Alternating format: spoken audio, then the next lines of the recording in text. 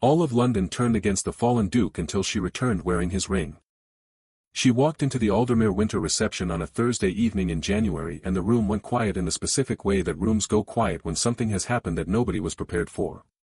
Not the polite quiet of a pause between conversations. Not the attentive quiet of a room waiting for music to begin. The specific breathless quiet of 200 people simultaneously registering something that contradicts everything they believe to be true and not yet having the language to process it. Because Eleanor Voss had been gone for 8 months.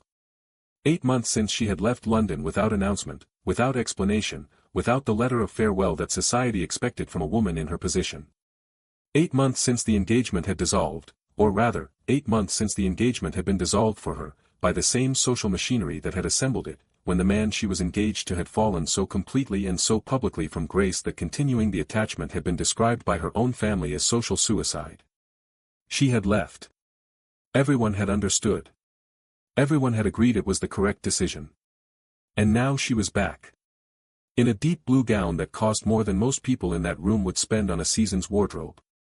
With her dark hair dressed with the specific precision of a woman who understood that appearance was its own form of argument.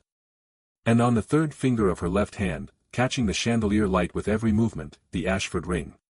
His ring. The ring that had been returned to him 8 months ago in a small ivory box delivered by a footman because Eleanor Voss had been advised, by 3 separate people whose advice she had always trusted, that keeping it was inadvisable. She was wearing it. 200 people saw it simultaneously. Lady Henworth, standing nearest the entrance, raised her glass and did not drink. Lord Pemberton turned to the man beside him and said nothing because there was nothing to say. And in the far corner of the room, half hidden behind a column in the specific way of someone who has learned that columns are useful, Margaret Ashton, Eleanor's closest friend, who had known this was coming and had said nothing to anyone for 6 weeks, watched the room react and felt the relief of someone who has been keeping a secret that was too large for one person to carry. Eleanor did not stop walking. She did not pause in the entrance to allow the room to look. She did not perform arrival. She simply walked in the way she always walked, with the specific unhurried certainty of a woman who had decided where she was going before she arrived and was not interested in detours. She accepted a glass of champagne from a passing server. She found a position near the east window where the light was good and the view of the room was complete. And she waited. Because Eleanor Voss had spent 8 months learning exactly one thing. Patience is not the same as surrender. What Eleanor did in those 8 months, where she went and what she found and what she came back carrying, that is not the story anyone in that room thought they were watching. Her name was Eleanor Voss. 26 years old. Only daughter of Sir William Voss, a man who had built his considerable fortune through shipping and had spent the second half of his life attempting to convert that fortune into the social position that old money families maintained without effort and new money families purchased at significant emotional cost. Eleanor had grown up understanding this project with the clear unsentimental accuracy of someone who had been both its beneficiary and its instrument. She had been educated precisely, presented carefully, and had developed, somewhere between her first season and her third, the specific quality of a woman who sees the social world as it actually functions rather than as it presents itself. She was not bitter about this. She was simply accurate. She had 2 close friends. Margaret Ashton, sharp and loyal and constitutionally unable to perform warmth. She did not feel, which Eleanor valued above almost any other quality. And James Whitmore, a barrister's son who had no business being in her social world except that he had once lent her a very good book at a very bad party and they had been friends ever since. She had been, before everything, genuinely content. Not happy in the performed way of women who were expected to be happy. Content in the specific way of someone who had found the shape of their life and inhabited it honestly. She read. She painted, not the decorative kind but the kind that required looking at something very carefully and then deciding what was true about it. She managed her father's correspondence with the focused precision that her father had come to rely on entirely and acknowledge publicly not at all. She had opinions that she expressed to the people she trusted and withheld from the people she did not. She had not been in love before Julian Ashford. She had been close, once, a careful thing with a diplomat's son that had dissolved when he was posted abroad and she had understood, in the specific way of honest people, that the dissolution did not hurt as much as it should have if it had been the real thing. Julian Ashford was the real thing. She had known it within 3 weeks of meeting him at the Pemberton Spring reception, where he had said something entirely unexpected about a painting that everyone else in the room had been politely ignoring, and she had laughed before she could stop herself, and he had turned toward the laugh with the specific expression of someone who had been waiting all evening for something genuine to happen. His name was Julian Ashford, Duke of Hartwell. 31 years old. Dark-haired. The kind of man who entered rooms without trying to and left them without explanation, and had managed, somehow, to be one of the most powerful men in London without having become one of the most performed. He was not easy. He was direct in ways that social convention found inconvenient. He had opinions he did not soften for comfort. He had the specific quality of someone who had decided a long time ago that honesty was more efficient than management, which had earned him enemies with the same consistency that it had earned him the respect of the people who mattered. Eleanor had loved him for exactly this. She had also, in the 18 months of their engagement, learned everything else about him, the quietness of him in the early morning, the specific way he held his opinions loosely enough to change them when evidence required it, the fact that he had been managing his younger brother Tobias's debts for 4 years without telling anyone because Tobias was the only family he had left and the debts were not Tobias's fault in any way that required explanation. She had known about Tobias. This was important. She had known about the debts. Also important. What she had not known, what nobody had known until the Thursday morning when Lord Cavendish's letter appeared in the Aldermere Gazette and the social world of London reorganized itself around a new fact with the cheerful efficiency of something that has done this before, was that Tobias's debts had been purchased. Quietly. Systematically. Over 18 months. By a man named Victor Ashworth, who was not related to Julian in any way and had no interest in the welfare of the Ashford family. Who was, however, extremely interested in the Hartwell estate's northern boundary properties, which adjoined his own holdings and which he had been attempting to acquire through legitimate means for 6 years without success. Who had realized, with the specific patience of a predator, that the most efficient path to those properties was not to purchase them but to destroy the man who owned them. The letter in the Gazette detailed Tobias's debts in full. Every creditor. Every amount. Every extension of grace that Julian had quietly arranged. It did not mention Victor Ashworth. It did not need to. The implication, that the Duke of Hartwell had been managing a secret financial liability of significant size, was sufficient. In London's social arithmetic, secret liabilities were synonymous with dishonesty, and dishonesty was fatal. Within 72 hours Julian had been removed from 2 club memberships, uninvited from 4 social engagements, and subjected to the specific social death of being spoken about in past tense by people who had called him friend the previous week. Within a week Eleanor's father had sat her down and said, with the careful language of a man delivering a verdict he had not personally written, that the association was no longer viable and that the family's position required a clean and public separation. Eleanor had listened. She had said nothing.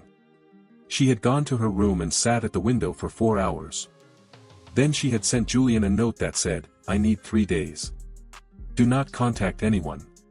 E." He had written back in an hour, "I understand. J."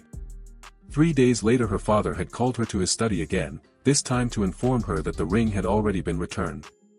That a footman had collected it that morning. That the announcement of the dissolution would appear in the appropriate publications by the end of the week. Eleanor had looked at her father. She had said, "You did that without speaking to me." He had said, "The decision was not complex." She had said, "It was mine to make." He had said, "It was the family's to make." Eleanor had stood in her father's study for a long moment. Then she had said, "I see." She had gone upstairs. She had packed 2 trunks. She had written 3 letters, one to Margaret, one to James, one to Julian that said only, "I did not choose this. I need time to understand what I can do about it. Do not give up. E." And she had left London the following morning for her aunt's house in Edinburgh, which was the only place she knew where the social machinery could not reach her efficiently enough to require her to perform acceptance of something she had not accepted. 8 months. Eleanor did not leave because she stopped loving him. She left because she needed to understand what she was walking back into before she walked back into it. She needed to know what had actually happened, not what London had decided had happened. She needed to find the gap between those 2 things. And she had 8 months and a very good mind and a loyalty that her own family had fundamentally underestimated. What Eleanor found in Edinburgh, and what she came back carrying, that is where this story becomes something else entirely. Her aunt was a woman named Clara Voss. 63 years old. Her father's elder sister. A widow who had outlived 2 husbands and one significant social catastrophe of her own and had arrived at 63 with the specific unassailable quality of someone who no longer required external validation to know where she stood. Eleanor had always loved Clara more than anyone in her family except her father in his better moments. Clara had opened the door of her Edinburgh townhouse, looked at Eleanor's 2 trunks and her expression, and said, "Come in. We will have tea and you will tell me everything and then we will decide what to do about it." Eleanor had told her everything. Clara had listened without interrupting. When Eleanor finished, Clara had said, "The debts were purchased." Eleanor had said, "Yes." Clara had said, "By someone who wanted the property." Eleanor had said, "That is my understanding." Clara had said, "Do you have proof?" Eleanor had said, "Not yet." Clara had said, "Then that is what the 8 months are for." This was why Eleanor loved her aunt. Clara had spent 40 years in Edinburgh maintaining a network of correspondences that Eleanor's father had always described as gossip and Eleanor had always understood was intelligence. Clara knew people. Specifically, she knew people who knew things that the official version of events preferred to leave unexamined. Eleanor spent the first 2 months reading every financial publication she could access. Every record of Hartwell estate transactions available through legitimate channels. Every piece of information about Victor Ashworth's land acquisition history that her aunt's correspondences could produce. The picture that emerged was not complicated. It was simply invisible unless you were looking for it. Victor Ashworth had purchased Tobias Ashford's debts from 3 separate creditors over 18 months. He had done it through intermediaries, which was standard practice and difficult to trace. He had waited until the portfolio was complete before deploying it, specifically, until a week before Eleanor and Julian's wedding, when the destruction would be most effective and the rebuilding most difficult. He had then passed the information to a journalist at the Gazette through a social connection that could be described as coincidental by anyone who did not know to look for it. Eleanor documented everything. It took 5 months. On the 6th month she wrote to James Whitmore, who was a barrister and who she trusted absolutely, and she sent him everything she had assembled and she asked him to review it for legal sufficiency. He wrote back in 2 weeks, "It is sufficient." "Where did you find all of this?" She wrote back, "I had a very good 8 months." He wrote, "Eleanor. This could restore him completely. Title, reputation, everything. Do you understand what you are holding?" She wrote, "Yes. That is why I spent 8 months getting it right." James wrote, "When are you coming back?" She wrote, "When I am ready. There is one more thing I need." The one more thing took 3 more weeks. It was a letter. Written by one of Victor Ashworth's former intermediaries, a man who had decided, after a conversation with James Whitmore that James described as merely clarifying but that Eleanor suspected had been considerably more pointed than that his continued protection of Victor Ashworth's interests was not worth the professional consequences of continued silence. The letter named Victor Ashworth directly. It detailed the purchase of the debts. It confirmed the timeline. It was signed, witnessed, and legally notarized. Eleanor held it in her aunt's sitting room on a Tuesday evening in December and understood that she was holding the thing that would give Julian back everything that had been taken from him. Then she opened the small drawer of her aunt's writing desk and took out the ring. She had not returned it. Her father had told her the ring had been returned. Her father had believed the ring had been returned. A footman had delivered a small ivory box to the Hartwell townhouse. The box had been Julian's ring box, the one he had given her the engagement ring in. But Eleanor had replaced the ring with a note before the box was sent. The note had said, "I am keeping this until I can give it back to you properly. Do not give up. E." She did not know if Julian had received it. She did not know if he understood. She had heard, through Margaret, that he had left London 3 months after the dissolution and was managing the Hartwell country estate from a distance, which Margaret had described as in a way that breaks my heart to watch. Eleanor put the ring on. She looked at it on her hand. Then she wrote to Margaret, "I am coming back on the 15th. Please arrange for us to be at the Aldermere winter reception.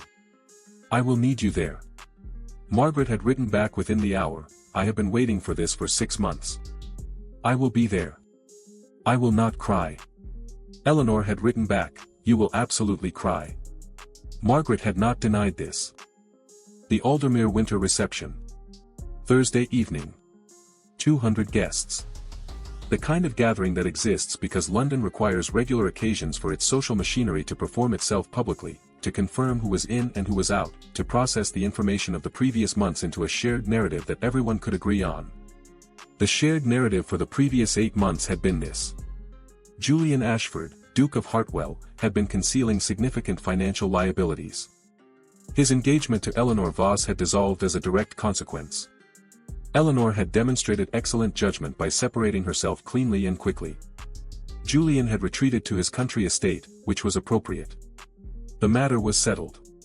The story was complete. Eleanor walking into the Aldermere reception wearing Julian's ring had just made the story very much not complete. Lady Henworth recovered first, because Lady Henworth was 72 years old and had survived 6 separate social catastrophes and had developed the specific resilience of someone who had seen everything and been surprised by almost none of it. She crossed the room. She stood before Eleanor. She said, "Miss Voss." Eleanor said, "Lady Henworth." Lady Henworth looked at the ring. She looked at Eleanor's face. She said, "You have been in Edinburgh." Eleanor said, "I have." Lady Henworth said, "And now you are back." Eleanor said, "And now I am back." Lady Henworth looked at her for a long moment with the sharp assessing gaze of a woman who had been reading rooms for 7 decades. Then she said, "I see." And she moved away. Which was, Eleanor understood, the most significant thing that had happened in the first 5 minutes. Lady Henworth had seen. And Lady Henworth's seeing was the social equivalent of a door being opened. Once she had acknowledged Eleanor's presence as legitimate, everyone else would recalibrate. The second person to approach was Lord Cavendish. This was not a coincidence. Lord Cavendish was the man whose name had appeared on the Gazette letter, not as the source, which he had never confirmed, but as the social connection through which the information had moved. He had benefited from Julian's fall in 3 specific ways that Eleanor had documented carefully. He stood before her with the specific smile of a man who was performing confidence he did not feel. He said, "Miss Voss." "What a surprise."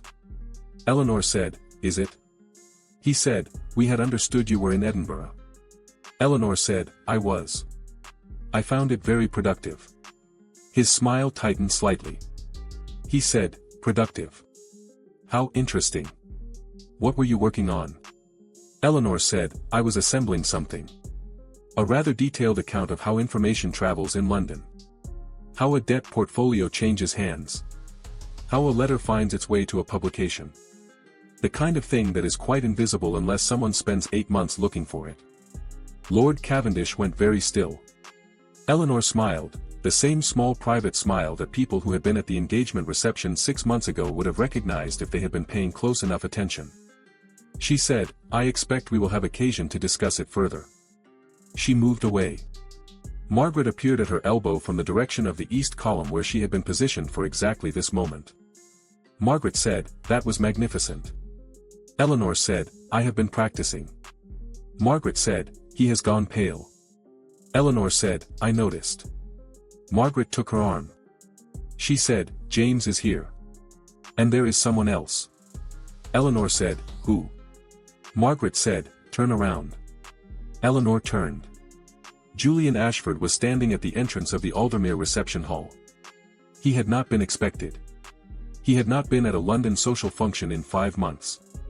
He was dressed with the specific precision of a man who had made a significant decision about the evening before he arrived and had dressed accordingly, dark coat, the Hartwell crest pin that he had stopped wearing publicly after the dissolution. He was wearing it tonight. He had come back the same night she had. She had not known. Margaret had not told her. Margaret was, Eleanor noted distantly, wearing an expression of someone who had been managing this specific piece of information for approximately 6 weeks and was relieved beyond measure to no longer be managing it alone. Julian's eyes found her across the room. They found the ring first. Something happened in his face. Not a performance. Not a managed reaction. The specific unguarded response of a man who has been holding something together by sheer discipline for 8 months and has just seen the thing that makes it possible to put the weight down. He crossed the room. 200 people watched. Nobody spoke. He stopped in front of her. He looked at the ring. He looked at her face. He said, quietly enough that only she and Margaret could hear, "You kept it." Eleanor said, "I told you I would." He said, "I got your note." Pause right here. This is where the game changes.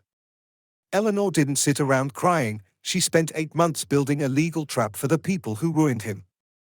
Most people demand answers, but a brilliant woman? She builds leverage. If you love seeing cold strategy beat high society gossip, hit subscribe right now. Let's go back downstairs. London isn't ready for what happens next. The one in the box. I have read it every day for 8 months. Eleanor's throat tightened.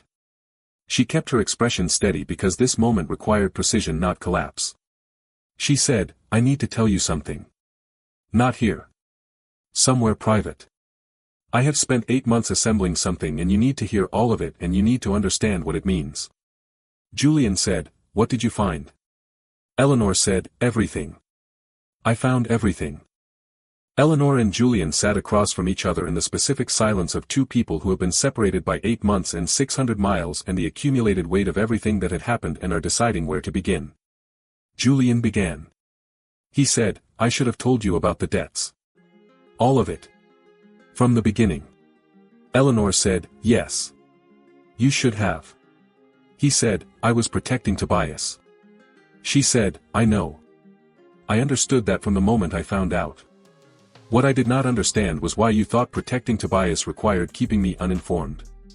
He was quiet. She said, "I was going to be your wife. What affected you was going to affect me. By keeping me uninformed you were not protecting me. You were deciding unilaterally what I could handle, which is a different thing." He said, "Yes. I understand that now." She said, "Good. Because I need you to understand it properly before we go any further. Not as an apology. As a change." Julian looked at her. His expression was not the controlled surface she remembered from the early months of their engagement. It was something rawer, the specific look of a man who has spent 8 months alone with the consequences of his decisions and has arrived at a kind of honest reckoning that comfort would have prevented. He said, "You have my full attention. Tell me what you found." Eleanor opened her bag. She placed the documents on the table between them one by one, the way her father had always presented evidence in his shipping negotiations, in sequence, building from foundation to conclusion, each piece connecting to the next with the specific logic of something that has been assembled carefully over a long time. She walked him through it. The debt purchases. The intermediaries. The timeline. The connection to Victor Ashworth. The land acquisition history. The Gazette connection. And finally, the letter from the intermediary, signed, witnessed, notarized. Julian read it all without speaking. He read the final letter twice. When he looked up his expression was the specific quality of someone who has been carrying something enormous alone and has just understood that they no longer have to. He said, 8 months. She said, 8 months. He said, "You spent 8 months building this." She said, "I spent 8 months getting it right." There is a difference. He said, "Eleanor." She said, "Yes." He said, "I do not know how to," she said, "Then do not try yet. There will be time. First we need to talk about what happens next." He looked at the documents. Then he looked at her. He said, "James Whitmore." She said, "Yes. He has reviewed everything. He says it is sufficient. Victor Ashworth can be prosecuted and your reputation can be restored. Title, membership, all of it. James has already prepared the preliminary filings." Julian was quiet for a long time. Then he said, "You did all of this from Edinburgh. Without telling me." She said, "I could not tell you. If you had known what I was doing you might have tried to stop me to protect me." He said, "I would have." She said, "I know. That is why I did not tell you." Something moved through his face, something that was not quite a smile but was adjacent to it, the specific reaction of a man recognizing a quality he had always known was there and is seeing it fully deployed for the first time. He said, "You are the most extraordinary person I have ever known." She said, "I am aware. I was waiting for the situation to make that undeniable." He laughed. A real one, unguarded, the specific kind that arrives before the composure catches it. Eleanor felt the tightness in her chest, the 8 months of careful management, the restraint, the discipline of not allowing herself to simply miss him in ways that would have been unproductive, begin to release. She said, I also need to address something else. He said, tell me. She said, I did not leave you. I need you to understand that. My father dissolved the engagement without my knowledge or consent. I did not make that choice. I did not return the ring. I sent you the note because I needed you to know that. And I needed time to understand what I could actually do rather than simply what I felt. Julian said, I know. She said, do you?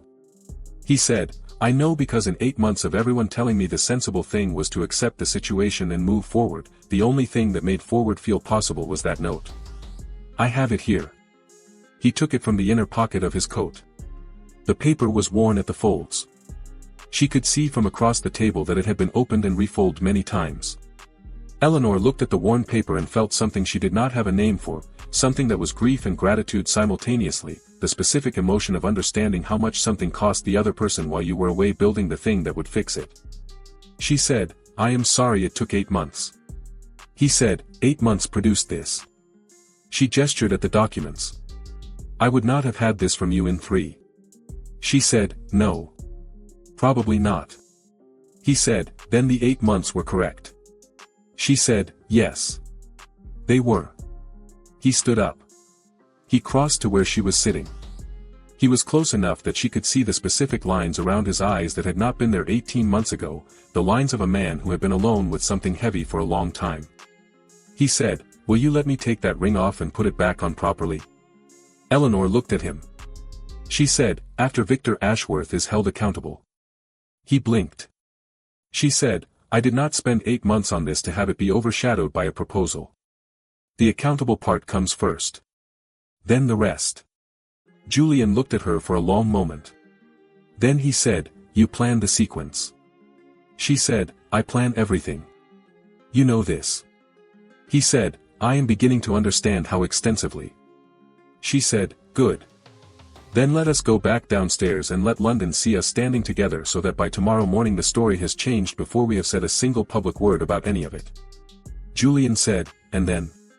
Eleanor said, and then James files the papers on Monday. And then Victor Ashworth discovers what happens when someone spends 8 months looking for the thing he thought was invisible. She stood up. She straightened her dress. She picked up the documents and placed them back in her bag with the specific care of someone who understands their value. At the door Julian said, Eleanor. She turned. He said, I should have told you about the debts. She said, yes. You should have. And you will tell me everything from now on. He said, yes. I will. She said, good. She opened the library door and walked back toward the stairs, and Julian followed, and 200 people in the ballroom below had absolutely no idea what had just happened 3 floors above them. They were about to find out. They came back downstairs together. Not with announcement. Not with the performance of a couple making a statement. Simply together, walking back into the reception the way 2 people walk into a room when they have decided to be in it and are not asking for anyone's permission. The room saw them simultaneously. The specific quality of the silence that followed was different from the silence when Eleanor had arrived. That silence had been surprise. This silence was recalibration, the sound of 200 people simultaneously revising a narrative they had believed was finished. Lady Henworth, who had been watching for this moment from the east side of the room with the patience of someone who had correctly predicted it was coming, lifted her champagne and drank. Lord Cavendish, who had been managing his expression carefully since Eleanor's comment about debt portfolios, turned toward the window with the specific posture of a man who needs a moment. And Lord Pemberton, who had known Julian since they were boys and who had been one of the 3 people who had removed themselves from his social circle with the least resistance and the most speed, crossed the room with an expression carrying the specific guilt of someone who knows exactly what they did and has been hoping to defer accountability. He stopped before Julian. He said, Ashford. Julian said, Pemberton. Pemberton said, it is good to see you back in London. The silence between these 2 sentences contained everything: the 8 months, the removed membership, the past tense conversations, the efficiency with which Pemberton had reorganized his social calendar to remove a name that had become inconvenient. Julian said nothing for a moment. Then he said, I expect there will be occasion to speak further in the coming weeks. There are some developments I think the relevant parties will find interesting. Pemberton looked at Eleanor. He looked at the ring. He looked back at Julian. He said, I see. He moved away. Margaret appeared at Eleanor's left elbow with the expression of a woman who has been managing anxiety for 6 weeks and is now channeling it into fierce satisfaction. She said quietly, Lord Cavendish has moved to the far end of the room. Eleanor said, I noticed. Margaret said, he looks unwell. Eleanor said, he should. Margaret said, what did you find in Edinburgh? Eleanor said, everything, I will tell you properly tomorrow. Tonight I need you to simply be here. Margaret said, I have been here. I have been here for 6 months wanting to tell people and not telling people, and it has been the hardest thing I have ever done. Eleanor said, I know. Thank you. Margaret said, do not thank me. Tell me it is going to work. Eleanor said, it is going to work. Margaret said, how do you know? Eleanor said, because I spent 8 months making certain. James Whitmore materialized from the direction of the supper room with the specific expression of a man who has reviewed a great deal of legal documentation and is experiencing the professional satisfaction of watching it about to become relevant. He said, Monday morning. Eleanor said, Monday morning. He said, Ashworth does not know. She said, no. He said, when he finds out, she said, when he finds out it will already be filed and it will be too late for him to do anything about it. James looked at Julian. He said, she is remarkable. Julian said, I am aware. Eleanor said, both of you stop. They stopped. She said, James, are you ready for Monday? He said, I have been ready since the 3rd week you were in Edinburgh and I understood what you were actually building. She said, good. Then enjoy the reception. We have done everything we can do tonight. The filing happened at 10 o'clock Monday morning. James Whitmore submitted it personally at the legal chambers in Lincoln's Inn, accompanied by the notarized letter and the full documentation Eleanor had assembled over 8 months. The clerk who received it read the first page and then read it again and then looked at James with the expression of someone who understands that they are holding something significant. By noon the relevant legal parties had been notified. By 3 in the afternoon Victor Ashworth had received a formal communication that made the implications clear. By evening the first informed whispers were moving through London's social channels, not the full story, not yet, but enough. Enough for people who had been watching Lord Cavendish's expression at the Aldermere reception Thursday evening to begin connecting the available information into a shape that was becoming recognizable. By Tuesday morning the Gazette, the same publication that had run the letter 8 months ago, had received a submission from James Whitmore's chambers detailing the findings in the form of a public legal notice. The editor had read it 3 times. He had published it. Not because he was a man of particular conscience, though perhaps some was present, but because the documentation was complete and the story was significant and the documentation named his publication's previous role in the original story in terms that made continuing silence a legal liability rather than a professional choice. The notice appeared in Wednesday's edition. By Thursday morning London had read it. By Thursday afternoon the social machinery had begun the specific process it undertook when a narrative required wholesale revision. The same machinery that had buried Julian 8 months ago was now, with the same cheerful efficiency, exhuming him. Memberships were quietly reinstated. Invitations appeared. Men who had spoken about Julian in past tense discovered that the present tense was available after all. Victor Ashworth left London on Thursday evening. He told 2 people he was going to his country estate for the winter. He did not return. And on Friday morning Julian Ashford, Duke of Hartwell, walked into his club for the first time in 5 months. He walked in the way he always walked, without performance, without effort, with the specific ease of a man who had decided he belonged somewhere and was not asking for confirmation. The room acknowledged him. Not with apology, London rarely apologized directly, preferring the social equivalent of simply pretending the previous version of events had not occurred. But with the specific warmth of people who had always known him and were glad to be able to say so again without social cost. He sat down. He ordered coffee. He was, for the first time in 8 months, simply present in his own life. Saturday evening. Eleanor had spent the day at her Aunt Clara's house. Clara had arrived from Edinburgh on Wednesday specifically, she said, to see how it came out. and had been managing Margaret's anxiety about the timeline with the specific effectiveness of a woman who had survived considerably more difficult situations and found other people's anxiety faintly amusing. Julian came at 7. He came the way he had always come to her, without fanfare, with the specific directness of someone who was done with performance. Eleanor received him in the sitting room. Clara had made herself absent with the dignified discretion of a woman who had arranged this specific absence and was not going to pretend otherwise. Julian sat across from her. He said, "Victor Ashworth is gone." She said, "I know." He said, "The memberships are reinstated." She said, "I know." He said, "James says the legal proceedings will produce a formal restitution. The Gazette will print a correction. The record will be amended." She said, "I know. I built it to produce exactly that." He said, "Eleanor." She said, "Yes." He said, "I need to say something and I need to say it properly, so please do not be efficient at me for 30 seconds. She looked at him. He said, "I have spent 8 months in the country managing an estate and reading a worn piece of paper and understanding, with increasing clarity, every specific way in which I failed you. Not the debt concealment only. The larger thing. The way I had organized my life around managing everything alone as a form of control. The way that what I thought was protecting people was actually just deciding unilaterally what they could handle.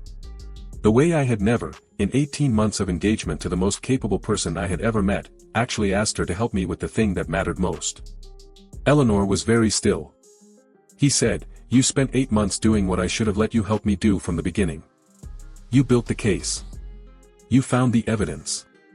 You produced the outcome. And you did it because you loved me, and I did not give you the chance to do it together because I did not understand yet that partnership means sharing the weight, not just the credit." He paused. He said, "I understand now." Eleanor looked at him for a long moment. She said, "Yes. I believe you do." He stood up. He crossed to where she was sitting. He said, "I told you in the library that I wanted to take the ring off and put it back on properly. You said after the accountability. The accountability has happened." She said, "Yes. It has." He reached for her hand. He took the ring off carefully, the same ring, the Ashford ring, that she had worn for 8 months, not on his finger but as a promise to herself and to him that the story was not finished. He held it. He looked at her. He said, "Eleanor Voss. I want to do this correctly. I want to tell you that you are the most extraordinary person I have known. I want to tell you that I will not make the same mistakes. I want to tell you that I will share the weight and I will tell you the true things and I will not decide unilaterally what you can handle because what you can handle is apparently everything." Eleanor's throat was tight. He said, "Will you marry me? Properly this time. With full information and no secrets and the complete understanding that if something is too heavy for one person to carry you will tell me and we will carry it together." Eleanor looked at the ring in his hand. She said, "Yes." He put it back on. She looked it on her finger, the same ring, exactly where it had been 8 months ago, except that now it meant something different. Now it had been earned, not just given. Now they both knew what it weighed. He sat beside her rather than across from her, a small rearrangement that meant everything. She said, "I want to tell you something." He said, "Tell me."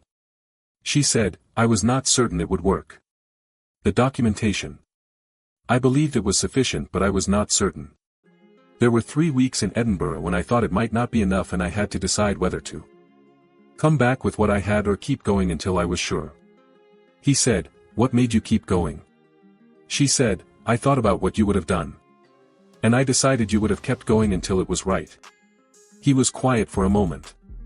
Then he said, "I would have." She said, "I know. That is why I did." He took her hand in both of his and held it the way you hold something you have been without for 8 months and have decided you are not going to be without again. Outside, London continued its performance, the social machinery processing the new information, revising the narrative, absorbing the correction with the cheerful adaptability of something that has always been more interested in the current story than in any particular version of it. Inside, in a sitting room that smelled of Clara's preferred tea and 8 months of careful work finally completed, 2 people sat together without performance and without management and without the specific loneliness of people who have been carrying things alone. Clara returned at 9 with tea and the expression of a woman who had correctly predicted everything and was too dignified to say so. Margaret arrived at 9:15 because she had been sitting in the carriage outside for 40 minutes waiting for a reasonable interval to pass and had decided 40 minutes was reasonable enough. She came in. She saw them. She sat down. She said to Eleanor, "You said I would cry." Eleanor said, "Yes." Margaret cried. Nobody mentioned it. It was, Eleanor thought, looking at the ring in her friend's face and the man beside her and the cup of tea Clara had placed in her hand with the specific warmth of someone who had been waiting for this evening for a very long time, exactly the right way for 8 months of careful difficult honest work to end. Not with drama. Not with a ballroom and 200 witnesses. With tea and the people who had stayed. Eleanor Voss did not return to London because London accepted her back. She returned because she had built something that made the return mean something. She did not fight the social machinery directly.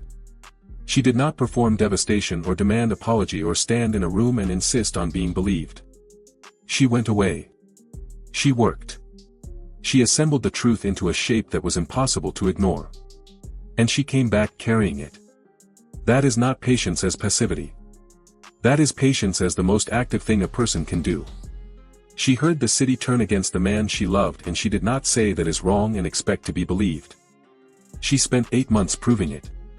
And when she walked back into that room wearing his ring, London went quiet not because she demanded it but because what she was carrying made noise impossible. That is the rarest kind of love there is. Not the love that feels. The love that works. And that is how you change the game. Eleanor didn't beg for respect, she became impossible to ignore. This wasn't just a romance, it was a masterclass in execution and loyalty. If that ending gave you goosebumps, subscribe, hit that bell, and drop a comment below. What hit you harder, the worn note in his pocket or the moment he realized who she really was? See you in the next story.